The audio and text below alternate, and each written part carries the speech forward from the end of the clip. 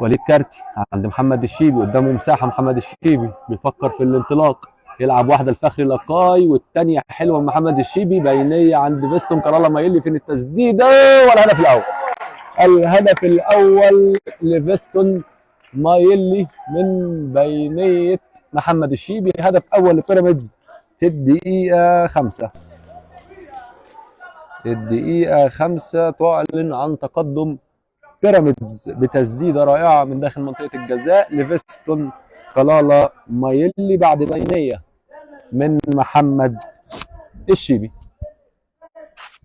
بينضم لي الان في كابينه التعليق صديقي وزميلي محمد احمد. كابتن محمد اتفضل. والله سعيد جدا عم بيلعب عند احمد سامي، علي جبر، كرة حلوة من لمسة واحدة للكارتي مايلي، والهدف الثاني.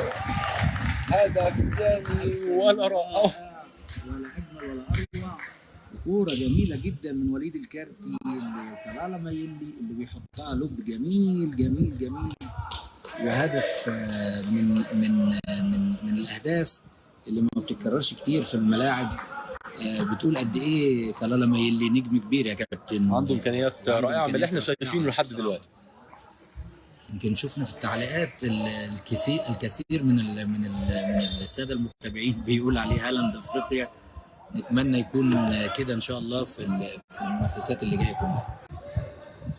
علي جبر بيدور يلعب الكره الطويله حلوه باتجاه محمد الشيبي بالمقاس، والله يا علي حلوه الشيبي الاستلام، يقف محمد الشيبي على الكوره يلعب بينيه حلوه لفجري لقاي، فخري بيستحوذ على الكوره، عدى من الراجل فخري، حلوه فجري لقاي، فجري لقاي، عرضيه ارضيه وعبد الله السعيد، والهدف الثالث.